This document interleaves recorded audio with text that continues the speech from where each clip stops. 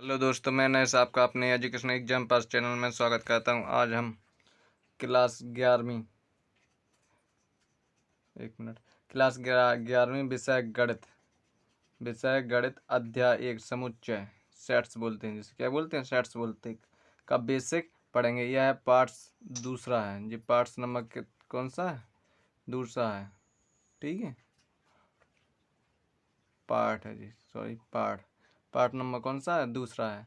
ठीक है, इसका बेसिक हमने पहले भी पढ़ा था, जो 1.1 में क्वेश्चन हल किए। इसी प्रकार से हम बेसिक दूसरा पढ़ रहे हैं ताकि हम 1.2 को हल कर सकें। ठीक है, तो देर नहीं करते हुए आगे चलते हैं। एक सेकंड।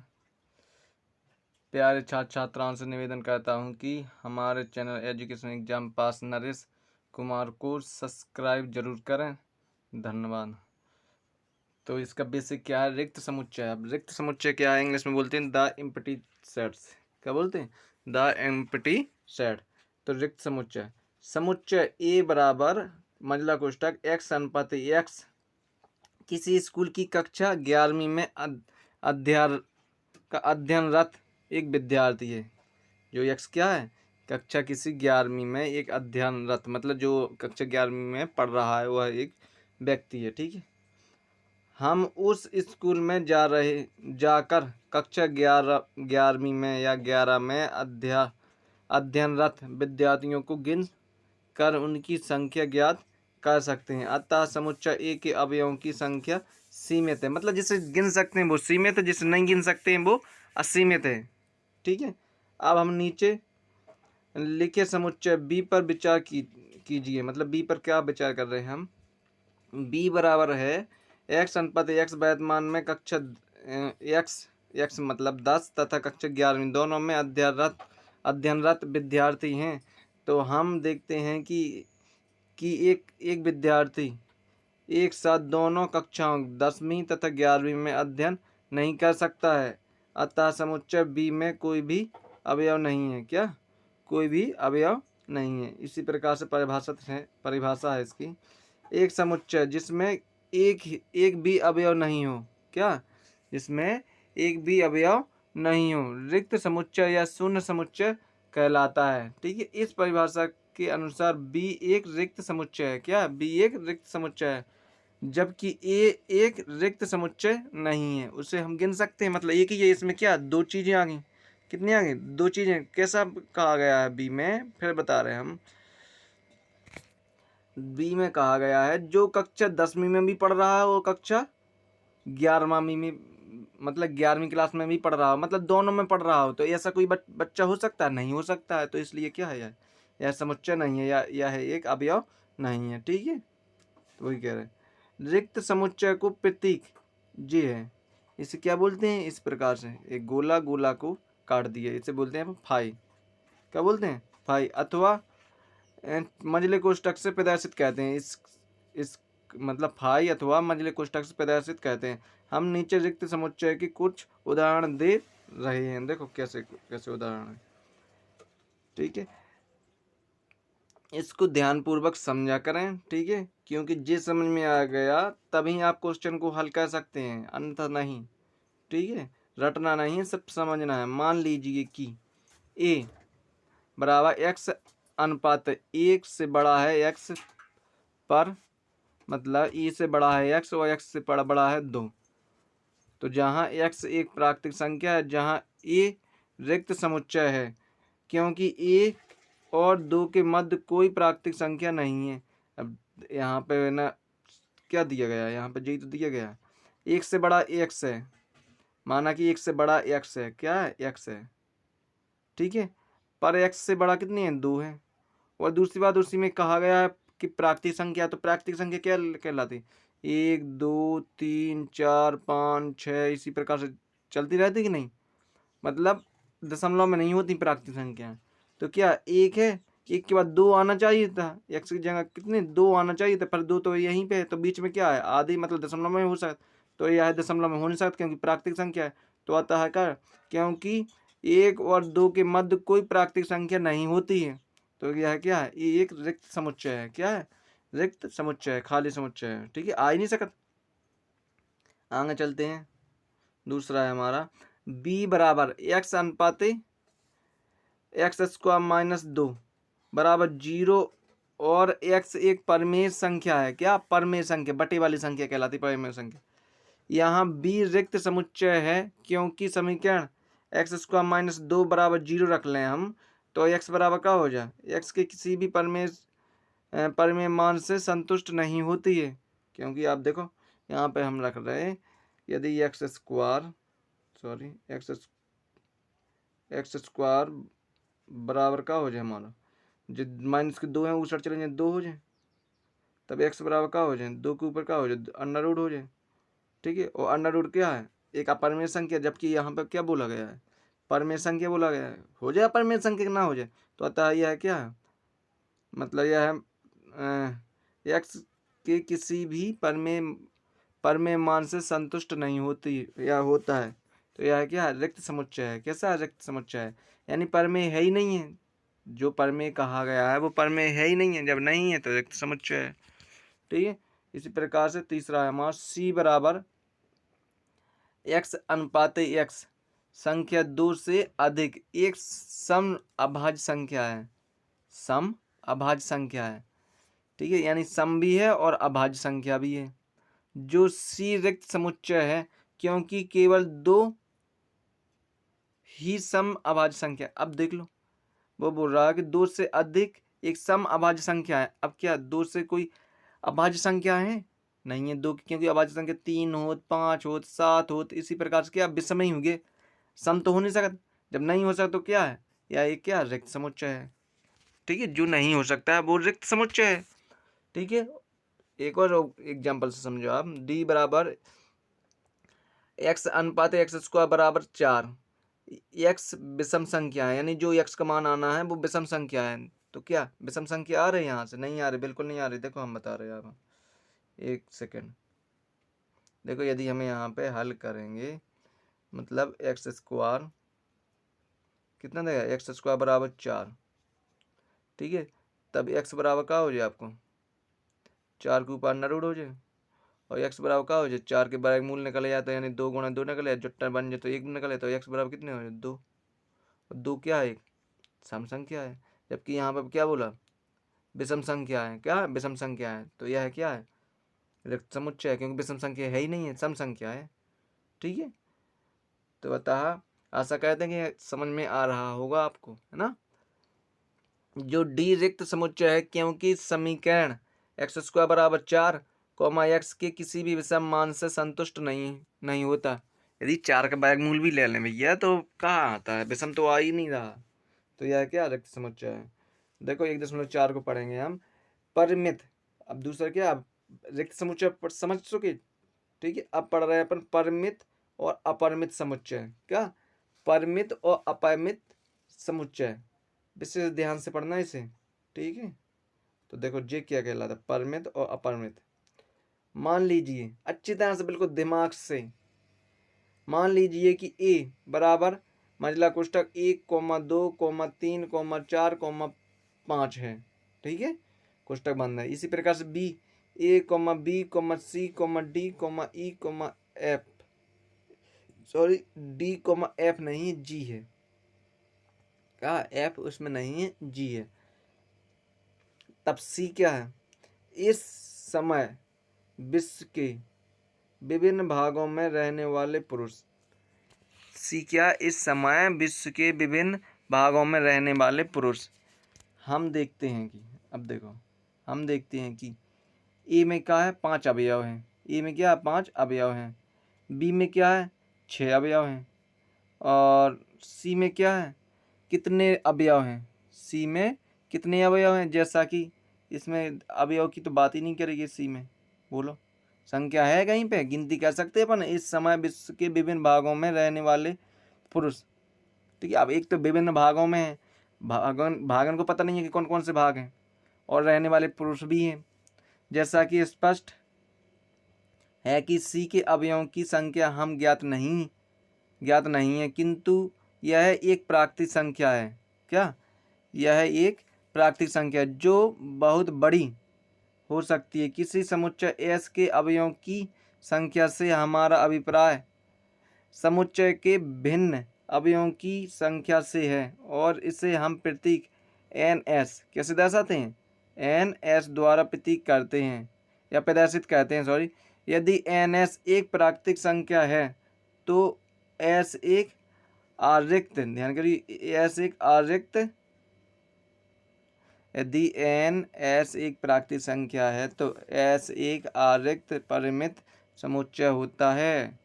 ठीक है, आइए प्राकृत संख्याओं के समुच्चय एन पर विचार करें। हम देखते हैं इस समुच्चय के अवयवों की संख्या सीमित है, सीमित नहीं है, क्या सीमित नहीं है, क्योंकि प्राकृतिक संख्याओं की संख्या असीमित होती है। प्राकृतिक संख्याओं की संख्या क्या असीमित होती है, वे तो अनंत तक जाती हैं। इस प्रकार हम कहते हैं कि प्राकृतिक संख्याओं का समुच्चय एक अपरिमित समुच्चय होता है। उपर्युक्त समुच्चय ए कॉमा बी और सी परिमित समुच्चय है और एन ए बराबर 5, क्या एन ए बराबर 5, एन बी बराबर 5, क्या एन बी बराबर 5 और एन सी कोई सीमित संख्या नहीं है, क्या कोई सीमित संख्या नहीं है। ठीक है, तो फिर आगे चलते हैं हम इसी के जस्ट आगे। अब इसकी परिभाषा देखेंगे, एग्जाम्पल देखेंगे, सब समझ में आ जाएगा एक एक करके, बस दिमाग से पढ़ते रहो, वो ध्यान रखे रहो। परिभाषा क्या बोलता है, एक समुच्चय जो रिक्त है और जिसके अवयवों की संख्या निश्चित होती है, उससे तो निश्चित होती है, उसे परिमित समुच्चय कहलाता है। अतः समुच्चय अपरिमित समुच्चय कहलाता है। यदि संख्या अनिश्चित है तो क्या अपरिमित समुच्चय कहलाता है। ठीक है, आइए कुछ उदाहरणों पर विचार करें। यदि W सप्ताह के दिनों का समुच्चय है तो W परिमित होगा, बिल्कुल होगा, क्योंकि सप्ताह के दिनों को क्या कहते हैं, गिन सकते हैं हम। अगला है, मान लीजिए कि एस समीकरण एक्स स्क्वायर माइनस 16 बराबर 0 के हलों का समुच्चय है, जो बहुत तो एस कहलाएगा, परिमित कहलाएगा, क्योंकि यहाँ पे का जो 4 निकले जाने वो कौन सी संख्या बन जाने, 16 को वर्ग जब ऊसर ले जाए बराबर 16 हो जाए। ठीक है, तो एक्स बराबर का हो जाए, जे स्क्वायर चढ़े उस पर 16 पर बैक चढ़ जाए, मतलब बैक मूल चढ़ जाए, तो क्या हो जाए 16 का बैक मूल क्या 4 होता है। ठीक है, तो 4 इसका सही आंसर होगा। ठीक है, अगला है हमारा, मान लीजिए कि जी किसी रेखा पर स्थित सभी बिंदुओं का समुच्चय है, जो बहुत तो जी क्या है अपरिमित समुच्चय है, क्योंकि सभी बिंदु तो जाने कितनी हो सकती हैं, अपरिमित रूप से अनेक, तो क्या अपरिमित समुच्चय है। ठीक है, जब हम किसी समुच्चय को रोस्टर रूप में निरूपित करते हैं तो हम उस समुच्चय के सभी अवयवों को कोष्ठक मझले कोष्ठक के भीतर लिखते हैं। किसी अपरिमित समुच्चय के सभी अवयवों को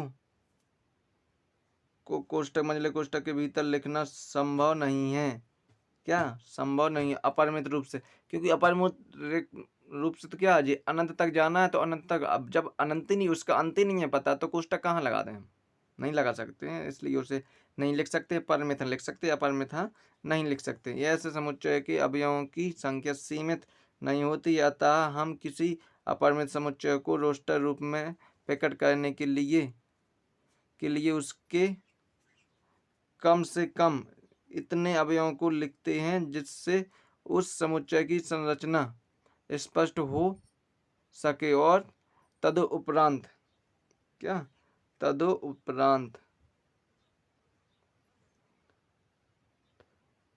तीन बिंदु लगाते हैं, उदाहरण में यदि इन्हें प्राकृतिक संख्या है तो 1 2 3 डॉट डॉट डॉट डॉट लगा दो, और बस मझले कोष्ठक के अंदर बंद कर दो कि यह क्या प्राकृतिक संख्या। विषम संख्या है तो 1 3 5 7 डॉट डॉट डॉट डॉट लगा दो, तो अब क्या होगी जी विषम संख्या होगी, मतलब 3 डॉट तो लगाना अनिवार्य है। ठीक है, आगे चलते हैं हम।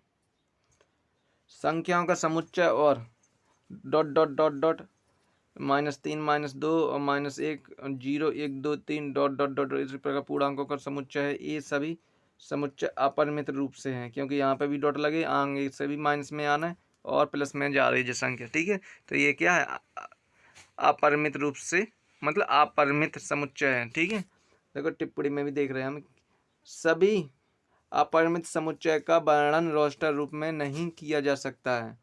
ठीक है, पहले भी हम पढ़ चुके हैं इसे। उदाहरण के लिए किसी वास्तविक संख्याओं के समुच्चय का वर्णन इस रूप में नहीं किया जा सकता है, क्योंकि इस समुच्चय के अवयवों का कोई विशेष पैटर्न प्रतिमान नहीं होता है। उदाहरण देखते हैं अब। उदाहरण है हमारा बतलाइए कि किसी की निम्नलिखित समुच्चयों में से कौन परिमित और कौन अपरिमित है। पहला है x अनुपात x संबंध n है, n मतलब प्राकृतिक संख्या है, और n-1 n-2 बराबर 0 है।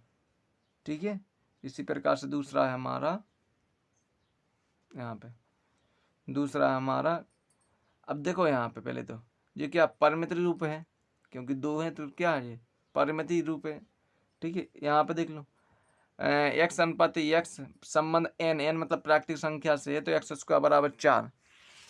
ठीक है, तो इसका भी हल निकाल सकते हैं अपन, आंसर आ सकता है, तो ये भी परिमित रूप है। अगला है x अनुपात x संबंध n और 2x-1 बराबर 0। इसे भी हम पक्षांतर करके आंसर निकाल सकते हैं, तो क्या है, यह भी क्या है परिमित है। मतलब जिसके आंसर निकाल सकते हैं वो है परिमित है, जिसके आंसर निकाल तो सकते हैं लेकिन उसका आंसर अनंत तक जाए। ठीक है, वो क्या अपरिमित है, तो ये क्या परिमित है। एक सेकेंड, अगला है हमारा x अनुपात x संबंध n मतलब प्राकृतिक संख्या है और x एक अभाज्य संख्या है, x एक अभाज्य संख्या है, तो यह क्या है।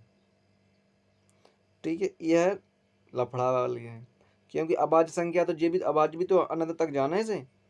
क्या अभाज्य, जैसे 1 है 3 है, 1 है 2 भी आ जाता कम कम अभाज्य में, 3 है जिससे गुणनखंड काटते हैं 5 है 7 है 9 नहीं है 11 है फिर 13 है, इसी प्रकार से अनंत तक जाते रहते हैं, तो अतः यह क्या है अपरिमित है। क्या अपरिमित है। ठीक है, अगला है हमारा जी लास्ट है हमारा, क्या है x अनुपात x संबंध n मतलब प्राकृतिक संख्या है और x क्या विषम संख्या है, तो ये भी अनंत तक है। क्या अनंत तक है, क्योंकि विषम संख्या क्या 1 3 5 7 इसी डॉट डॉट डॉट डॉट लग के 3 दे डॉट लग के क्या होगा जी अपरिमित हो गई। क्या होगा अपरिमित हो गई। तो आशा कहते हैं कि आपको अपरिमित और परिमित समझ में आया होगा। ठीक है, अब है समान समुच्चय। क्या है समान समुच्चय, इन सभी से क्वेश्चन आगे मिलेंगे आपको। ठीक है, अपरिमित, ठीक है, परिमित, ठीक है, और रिक्त समुच्चय क्या है जो अभी मैंने पढ़ाया है इन सब से, और जे भी मिलेगा समान समुच्चय। दो दिए गए समुच्चयों ए और बी में यदि ए का प्रत्येक अवयव, ध्यान करो, ए का प्रत्येक अवयव बी का भी अवयव है तथा बी का प्रत्येक अवयव ए का भी अवयव है, तो समुच्चय ए और बी समान कहलाते हैं। स्पष्टतः दोनों समुच्चयों में तत्वतः समान अवयव होते हैं। बिल्कुल सही बात है। यदि ए में है अपने मंझले कोष्ठक के अंदर 1,2,3,4 कोष्ठक बंद, इसी प्रकार से बी में भी है जय संख्या, तो क्या जब ए में जय संख्या बी में जय संख्या है तो क्या दोनों क्या समान कहलाते हैं, समान कहलाएंगे और समान अवयव होते हैं। क्या मतलब 4 इसमें अवयव है तो 4 उसमें भी है, तो एक समान हो गए। परिभाषा से भी है, दो समुच्चय ए और बी समान कहलाते हैं यदि उनमें तत्वतः समान अवयव हों। क्या हो समान अवयव हों, यदि उसमें 5 अवयव हैं तो उसमें भी 5 ही अवयव हैं, A B C D E तक है तो उसमें भी A B C D E तक होंगे। ठीक है, मतलब समान समान है तो सब समान ही कहलाएंगे। और हम लिख सकते हैं ए बराबर बी, अंतः समुच्चय असमान कहलाते हैं, और हम लिखते हैं ए बराबर नहीं है बी, यदि किसी में 5 है किसी में 4 है। ठीक है, तो ये क्या कहलाएंगे असमान कहलाएंगे, तो उसे हम किससे दर्शाएंगे ए बराबर नहीं है बी। ठीक है, इसी प्रकार से हम चलते हैं आगे आगे समझते हैं। आइए हम निम्नलिखित उदाहरणों पर विचार करें। पहला है मान लीजिए कि ए बराबर 1 2 3 4 और बी बराबर है 3 1 4 2, तो क्या तो जो ए बराबर बी होगा। क्या ए बराबर बी होगा। ठीक है, क्योंकि इसमें भी चार संख्या है, इसमें भी चार संख्या है। वैसे इसमें वही, इसमें क्रम अकेले चेंज है, कोई दिक्कत नहीं है क्रम से। क्या क्रम से कोई दिक्कत नहीं है। एक सेकंड, एक सेकंड, एक सेकंड, हाँ ठीक है, क्रम से कोई दिक्कत नहीं है। ठीक है। दूसरा है, मान लीजिए ए 6 से कम अभाज्य संख्याओं तथा पी 30 के अभाज्य गुणनखंडों के समुच्चय है। स्पष्ट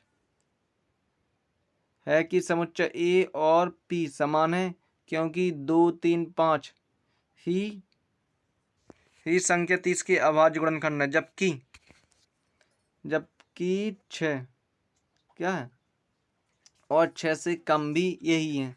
बिल्कुल बात सही हो गई। क्या बिल्कुल 6 से कम, मतलब 6 से कम कितने हो, 1 हो जाए, 2 हो जाए, 3 हो जाए भाई। एक सेकंड, ई में है 6 से कम अभाज्य निकालना। क्या अभाज्य तो 1 है, 2 भी है मान लो, 3 भी मान लो, और बस 5 मान लो। और जब अपन 30 के गुणनखंड देखेंगे तब भी 1 को भाग भी जाती है इसमें, और 2 से भी 30 कटत, 3 से भी 30 कटत, और 5 से भी 30 कटत। कितने, 5 से भी 30 कटत। तो जे भी है और जे भी है, तो दोनों क्या है, समान ही है। क्या ए और बी क्या है, समान। हम लिखेंगे ए बराबर है बी। ठीक है। इसी प्रकार से अगली टिप्पणी इसके बारे में भी दी गई है। यदि किसी समुच्चय के एक या एक से अधिक अवयवों की पुनरावृत्ति होती है, क्या होती है, पुनरावृत्ति होती है, तो समुच्चय बदलता नहीं है। तो समुच्चय बदलता नहीं है। उदाहरण के लिए समुच्चय ए बराबर मंझला कोष्ठक 1, 2, 3, 1, 2, 3 और कोष्ठक बंद है, और बी बराबर मंझला कोष्ठक 2, 2, 1, 3, 3 समान है, क्योंकि ए का प्रत्येक अवयव बी में है, इसका विलोम भी सत्य है। इसी कारण हम प्रायः किसी समुच्चय का वर्णन करते समय उसके अवयवों की पुनरावृत्ति नहीं करते हैं, जैसे कि यहाँ पे है। देखो एग्जाम्पल में देख लो, समान समुच्चयों के युग्म छांटिए यदि ऐसा कोई युग्म है, और कारण भी बतलाइए। देखो पहला है ए बराबर 0। क्या है, ए बराबर 0। और दूसरा है अपनो, देखो पहले को कहा है, दूसरा कहा है सी, तीसरा क्या है, तो ए बराबर 0 है, बी बराबर क्या है, बी बराबर दे गए एक्स अनुपात एक्स से बड़ा, वो एक्स 15 से बड़ा है, और एक्स 5 से क्या बड़ा है। एक जगह 15 से बड़ा है एक्स, एक जगह क्या 5 से भी बड़ा है। दूसरा है एक्स -5 बराबर 0, मतलब सी में और डी में जी है। चलो अच्छी बात है। चलो हम पहले का हल लिखते हैं। क्या पहले का हल लिखते हैं, 0, यहाँ 0 संबंध ए है, ए से रखता है कि नहीं रखता है जी, 0 संबंध ए से रखता है, और 0 समुच्चयों बी, सी, डी और ई में से किसी भी में भी नहीं है। अतः ए संबंध नहीं है किससे, बी से, ना तो बी में है, और ए संबंध नहीं है सी, ना तो सी में है। ए संबंध नहीं है डी, ना तो डी में आएगा ए, और ये संबंध नहीं है ई, ना तो ई में आ रहा है। ठीक है, तब ए का तो हो गया। ठीक है। इसी प्रकार से इसमें भी है, क्योंकि बी, अब बी देख लो, बी बराबर है 5, किंतु और कोई समुच्चय रिक्त नहीं है का, और कोई समुच्चय रिक्त नहीं है। यहाँ पे देख लो ना, देखो एक तो बोल रहा है एक्स क्या है, 15 से बड़ा है। का एक्स क्या है, 15 से बड़ा है, और दूसरी तरफ बोल रहा है एक्स क्या है, 5 से छोटा है। यदि 5 से एक्स छोटा है तो 15 से भी छोटा ही होना चाहिए, पर यहाँ पे क्या दिया है, यहाँ पे तो 15 से बड़ा है, यहाँ पे 15 से छोटा है, तो अतः यह क्या गलत है। गलत है तो क्या, ये एक रिक्त समुच्चय है। तो बी बराबर लिख सकते हैं क्या, 5। मैंने बोला था ना रिक्त समुच्चय किससे दर्शाते हैं, 5 से दर्शाते हैं। ठीक है।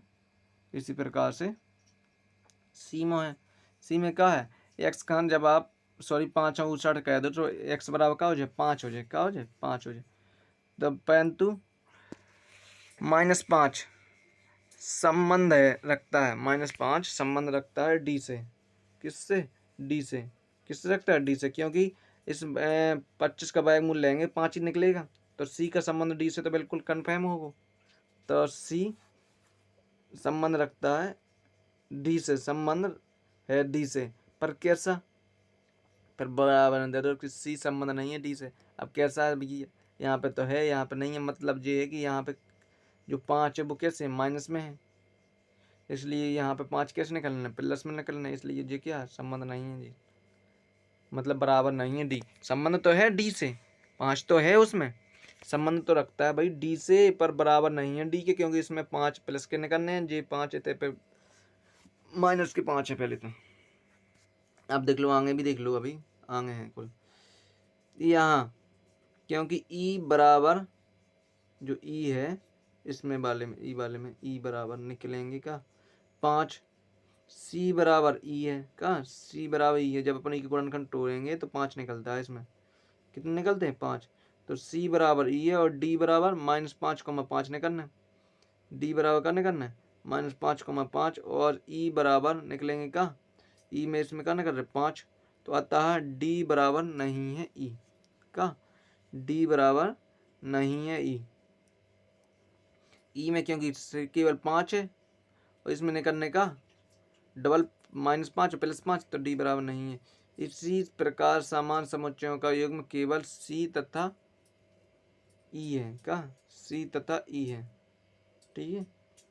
इसी प्रकार क्वेश्चन नंबर एग्जाम्पल नंबर 8 में हमारा क्या बोलता है, निम्नलिखित समुच्चय युग्मों में से कौन से समान है, अपने उत्तर का उचित बताइए। तो यक्स शब्द अलोय का, अलोय ALLOY के अक्षरों का समुच्चय, बी शब्द लोयल का, लोयल LOYAL के अक्षरों का समुच्चय है, तो इसमें मिल का रहा, पहले तो ये देख लो, इसमें मिल का रहा आलोय, इसमें भी सब चीज़ें मिल रही, इसमें भी मेन चीज, इसमें क्या एक चीज़ एक्स्ट्रा है, एल क्या एक्स्ट्रा है, ठीक है, तो कोई दिक्कत नहीं है, यहाँ पे देख लो, इसमें भी जी है, इसमें भी जी है, यहाँ पे आता है एक्स और बी समान समुच्चय है, क्योंकि किसी समुच्चय के अवयवों की पुनरावृत्ति से समुच्चय बदलता नहीं है, यहाँ पे भले डबल है पर लिखेंगे एक ही देर, अतः ALOY ही लिखेंगे, तो ये क्या है, एक्स भी वही है और बी भी वही है, तो एक्स बराबर है बी, लिख सकते हैं, बोलो बिल्कुल। क्वेश्चन नंबर मतलब दूसरा पॉइंट है इसका, एक्स बराबर मंझला कोष्टक n अनुपात n संबंध जेड से रखता है, किससे रखता है, जेड से रखता है, तथा n स्क्वायर बराबर या बड़ा है 4, और बी में भी वही चीज़ है, एक्स अनुपात एक्स संबंध r से रखता है, एक्स स्क्वायर -3x + 2 बराबर 0, तब क्या लिखेंगे हम, देखो पहले तो 4 है का n स्क्वायर, जो 4 है मतलब जो वर्ग है वो 4 के बराबर भी हो सकता और कम भी हो सकता, मतलब बड़ा भी हो सकता, तो देखो यहाँ मतलब हाँ बराबर हो सकता, क्या हो सकता है, n क्या है 4 के बराबर हो सकता, या ये और बड़े भी हैं 4, तो कम तक, उससे कम क्या -2 का वर्ग निकालो तब भी 4 से कम रहे, -1 को वर्ग निकालो तब भी, 0 को वर्ग तब भी 4 से कम रहे, या 1 को बैग निकालो तब भी 4 से कम रहे, और 2 को बैग भी निकालो तब भी 4 से कम रहे, पर बी में क्या है भाई, बी में देखो, बी में तो बी में बताओगे, एक सेकंड कहाँ जी है, बी में है एक्स स्क्वायर -3x + 2, ठीक है, जब हम शून्य निकालेंगे तो 1,2 मिलता है, क्या 1,2 मिलता है, तो 1 और 2 तो इसमें मिलते हैं, पर और भी तो संख्या है जी, तो 0 संबंध ए से, 0 का संबंध किससे है, ए से है इसमें, जबकि इसमें क्या बी में 0 का संबंध ए से नहीं है, मतलब इसमें 0 नहीं है, इसमें तो 0 है, जब ऋणात्मक वाली संख्या छोड़ो वहाँ, तो भाई धनात्मक तो होना ही चाहिए, इसमें 0 है, इसमें 0 है ही नहीं है, तो ए में तो है पर बी में नहीं है, तो इसलिए ए और बी समान नहीं है, क्या समान नहीं है। इसी प्रकार से अभ्यास आ गया अपने का, अभ्यास प्रश्न नंबर 1.2 है, ठीक है, इसे हम कैसे हल करेंगे, सेम ही करेंगे जैसे अभी तक करते आए, ठीक है। तो ये क्या है आपको होमवर्क में है, ये क्या है होमवर्क में HW में क्वेश्चन है ये, ठीक है, अभी और भी क्वेश्चन दे रहे हैं हम, ठीक है। 2 से भाज्य विषम प्राकृतिक संख्याओं का समुच्चय, अब 2 से भाज्य विषम प्राकृतिक संख्या कौन कौन सी होती हैं, नहीं होती तो लिख दीजिए 5, क्या नहीं होती तो लिख दीजिए 5, ठीक है, और होती हैं तो फिर संख्या लिख दी। सम अभाज्य संख्याओं का समुच्चय लिखिए। अब सम अभाज्य संख्या लिखो। एक तो 2 है सम अभाज्य संख्या, और हो तो लिख देना, ना हो तो नहीं लिख देना। इसी प्रकार से क्वेश्चन पढ़ते जाओ, लिखते जाओ। इसी प्रकार से ये भी है परिमित अपरिमित। अभी हमने परिमित अपरिमित अच्छी तरह से बताए हैं, ठीक है। गिनती हो सके तो लिख दियो हाँ है, गिनती नहीं हो सके तो लिख दियो नहीं है। जैसे कि जी की तो गिनती नहीं हो पाना तो अपरिमित है, इसकी गिनती हो रही तो परिमित है। 100 से बड़े धन पूर्णांकों का समुच्चय। 100 से बड़े तो बहुत सारे हो, नहीं गिनने। इससे भी छोटा न देख लो आप, गिन सको तो लिख दियो हाँ परिमित है, ना गिन सको तो अपरिमित है। इसी प्रकार से जो है परिमित अपरिमित, इसमें भी छांटना है, ठीक है। होमवर्क दे रहे हैं हम जी भाई, ठीक है। और करना जरूर से कॉपी में लिख कर, ठीक है। कल हम इसके हल लेके भी आएंगे, ऐसा कुछ नहीं है। इसका निम्नलिखित में से बताइए कि ए का संबंध ए बराबर बी है अथवा नहीं है। यदि ए और बी बिल्कुल सेम है तो लिख दियो है। जैसे ए और बी यहाँ पर सेम है तो लिख दियो है। इसमें क्या है, सेम है। इसमें 4 8 12 16, इसमें भी 4 8 12 16, नहीं इसमें 18 है तो जी तो कहा नहीं होगा, ये तो होगा, जी नहीं होगा।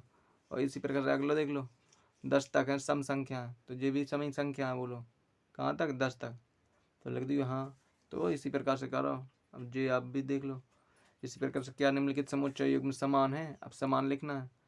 ए बराबर 2,3 है और बी को संबंध है, ई के गुणन कंट्रोल लिखियो। यदि इन्हें 2,3 आवती तो लिख दिए है, नहीं तो नहीं है। इसे भी फ्लावर्स को, ए बराबर फ्लावर्स है और बी बराबर का है वोल्फ है। वोल्फ हो इसको मिलाइए, बिल्कुल एक से मिलकर तो हाँ, नहीं तो नहीं है। और क्वेश्चन नंबर लास्ट है, छठवां है हमारा। छठवां क्या बोल रहा है, नीचे दिए हुए समुच्चयों में से समान समुच्चयों का चयन कीजिए। समान समान छांट लो। ए से कौन कौन से मैच खा रहे हैं, का ए से कौन कौन से मैच खा रहे हैं, फिर बी से कौन कौन से, फिर सी से कौन कौन से मैच खा रहे हैं। जो खा रहे हैं उन्हें लिख लो, जो नहीं खा रहे उन्हें मत लिखो, ठीक है। तो बस हो गया। तो आशा करते हैं कि आपको यह वीडियो क्या होगी, पसंद आई होगी। प्लीज़ इस वीडियो को लाइक करना, शेयर करना तथा सब्सक्राइब करना मत भूलना, ठीक है। धन्यवाद।